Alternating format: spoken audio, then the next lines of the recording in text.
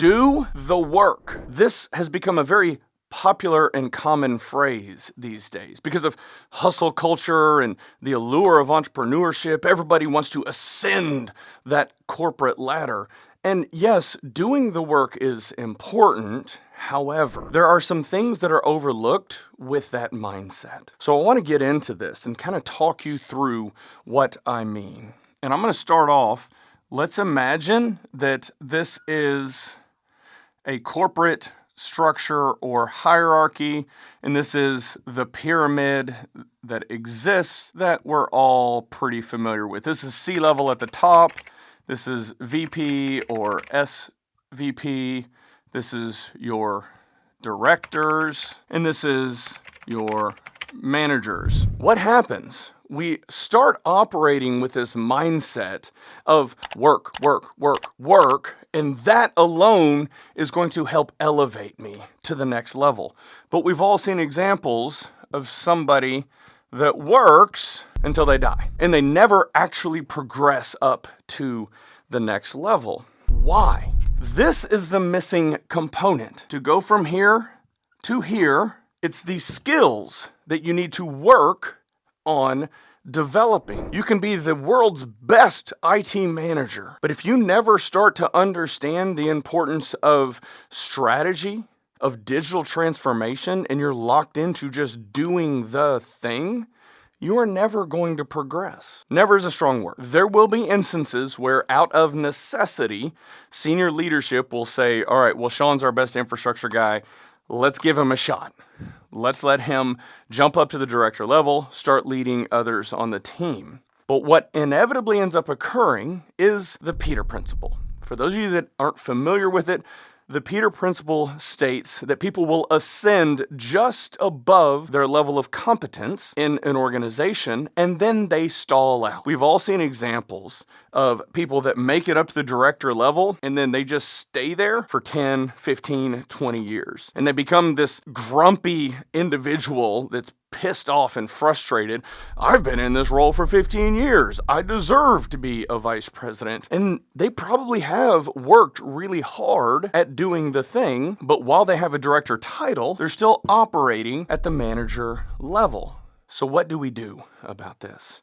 There's 3 things that I want you to focus on with this process. Very first, you have to observe the leaders above you, understanding the skills that they bring to the table, the strengths and weaknesses, because everyone above you has strengths and they have weaknesses. You need to lock into a mindset of observation. Paying attention not just to the things they tell you to do, but watching their mannerisms, their body language.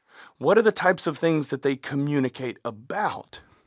I can assure you, VPs and C-level executives are not talking about configuring routers and firewalls. They have some level of understanding, but they start chunking up the knowledge so that they can summarize, think about it at a high level, and then mix and match and put together all the pieces of the various puzzles in the organization. So start observing how they interact with others. When Jason stands up in front of the group and starts talking about things, do people in the room listen? If nobody's listening and nobody's paying attention, there's some things that Jason is probably doing or not doing that's causing that. Now, if Jacob stands up and everybody in the room starts paying attention, ask why. Jacob is probably exuding confidence. Jacob is probably competent. Confidence and competence, those are 2 different things. They can feed one another, but competence is extremely important. Do you understand what's going on at these lower levels?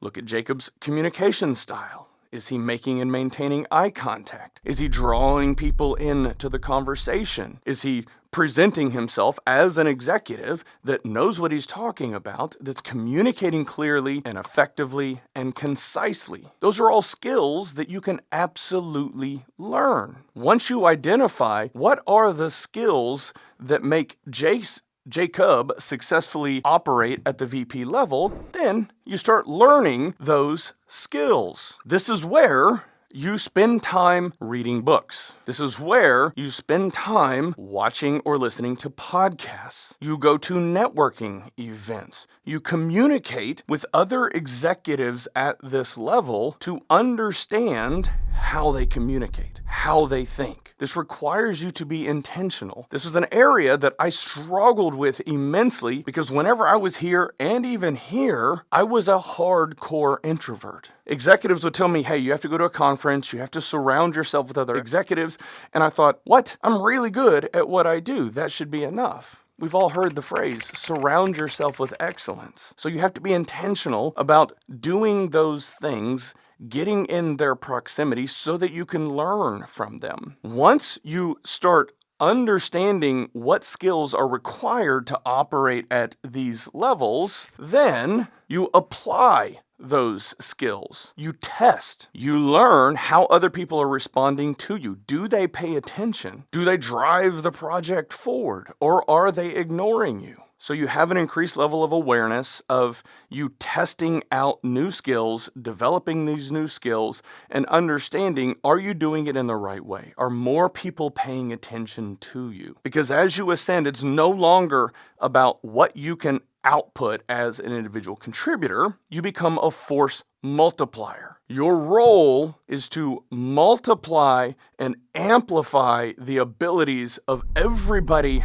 around you. That means you have to let go of the tasks and learn skills around leading others. When you follow this process, you observe those that are successful, you learn the skills needed to level up to this area, and then you will start applying those skills.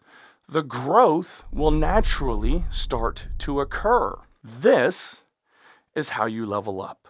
This is how you get better and actually move forward and progress in your career in a meaningful way.